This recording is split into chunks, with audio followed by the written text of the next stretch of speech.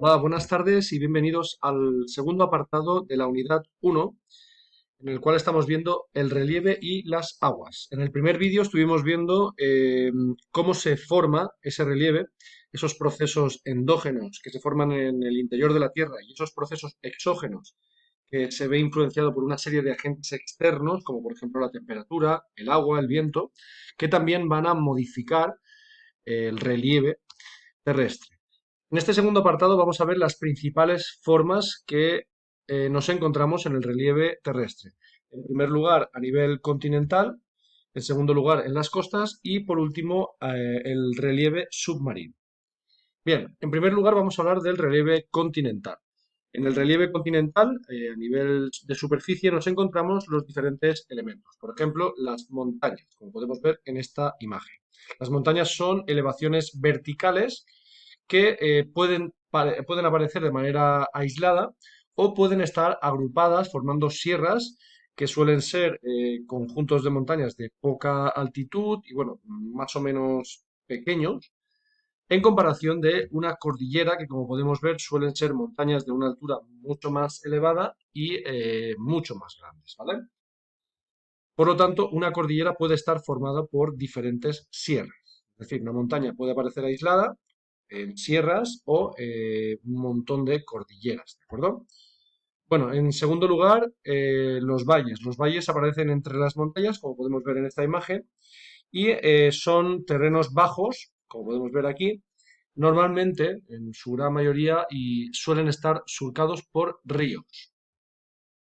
En tercer lugar tenemos la meseta. La meseta también es una elevación vertical, pero en este caso la cima de la misma suele estar plana, ¿vale? Suele ser recta y limitada por una pequeña ladera. En cuarto lugar vamos a hablar de las llanuras, que son estas, estas superficies de poca altitud, normalmente situadas en la cuenca de los ríos o en las costas. Y bueno, pues como podéis ver, son zonas llanas en las cuales pues, se suelen ubicar muchos poblados y también zonas de cultivo. Finalmente, las depresiones. Las depresiones corresponden a los relieves más bajos en altitud y muchos de ellos incluso se suelen situar por debajo del nivel del mar. ¿De acuerdo? Bien, en segundo lugar vamos a ver el relieve en las costas. El relieve en las costas está formado, por ejemplo, por acantilados, que como podéis ver son cortes del terreno, verticales, cortes abruptos, de una cierta altitud, ¿vale? Y es, digamos, la frontera entre el relieve terrestre y la costa.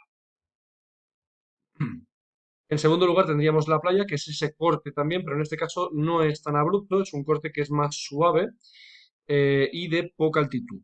Es una pendiente mucho más suave.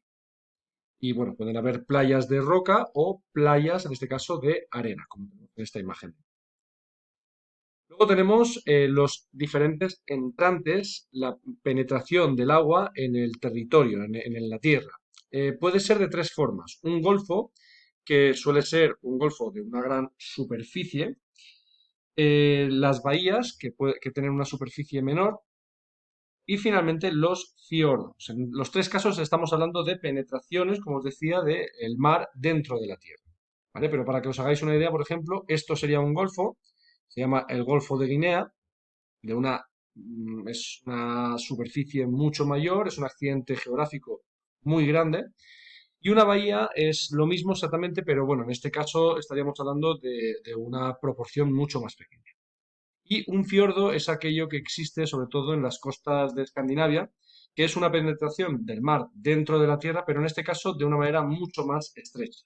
Y en algunos casos puede tener la apariencia de un río que está desembocando en el mar. ¿De acuerdo? Sin embargo, está formado por agua marítima, agua del mar.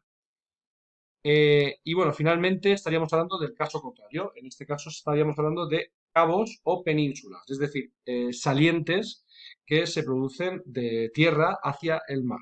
En el caso de un cabo, como podéis ver, es un pequeño saliente de tierra y el caso de una península sería exactamente lo mismo, pero rodeado completamente de agua y unido hacia el continente por un pequeño istmo, un pequeño brazo de tierra que se conoce con el nombre de istmo.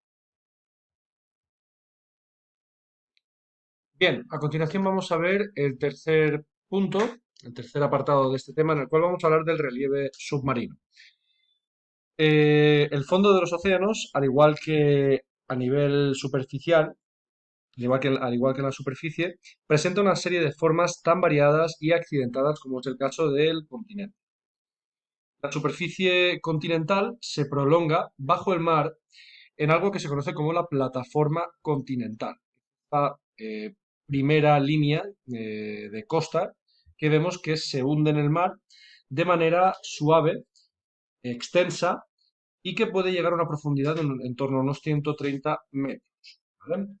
A continuación va un corte con mucha más pendiente que se conoce con el nombre de talud continental, ¿no? Y que conduce finalmente a un fondo marino que se conoce como la llanura abisal, ¿de Entonces hemos pasado de la plataforma a ese talud continental y finalmente la llanura abisal, que es el fondo marino. A lo largo del fondo marino nos encontramos una serie de interrupciones, en este caso, que son las dorsales oceánicas. Esas dorsales son grandes cordilleras que pueden alcanzar los 3.000 metros de altura en el centro de los océanos. La cima de muchas de estas dorsales oceánicas pueden ser tan elevadas que pueden llegar a sobresalir de las aguas y formar islas. En la llanura abisal también encontraremos depresiones alargadas y estrechas con una gran profundidad que reciben el nombre de fosas marinas, como es el caso en este dibujo, ¿de acuerdo? Una de las más importantes, de las más profundas, es la fosa de las Marianas. La fosa de las Marianas se encuentra en esta zona, cerca de Filipinas, y para que os hagáis una idea, pues su profundidad está sobre unos 11.000 metros de profundidad. Y bueno, pues como podéis ver, el Titanic se encuentra a una altitud en el Océano Atlántico de 3.800 metros.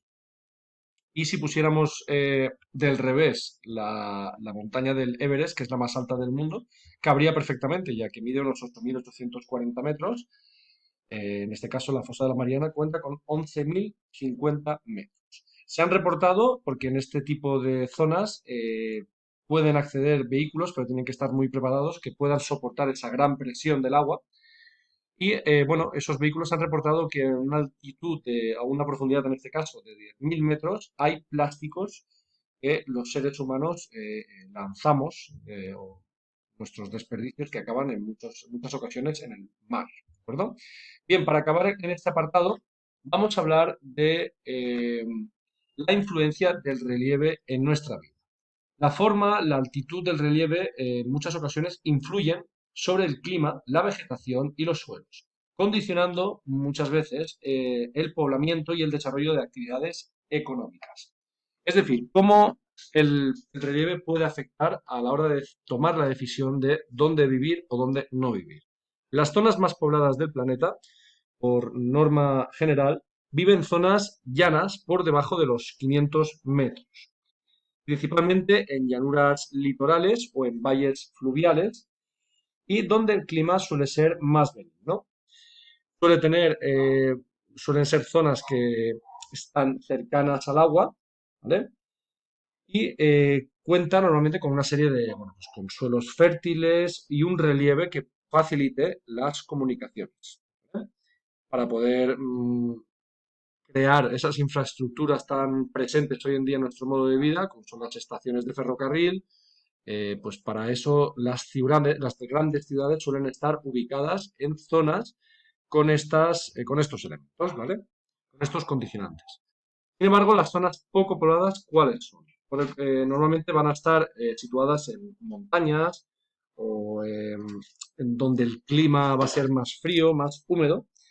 Las comunicaciones en este caso van a ser más difíciles y costosas y por lo tanto en zonas donde el terreno no favorece procesos como por ejemplo actividades económicas tan básicas como es la agricultura.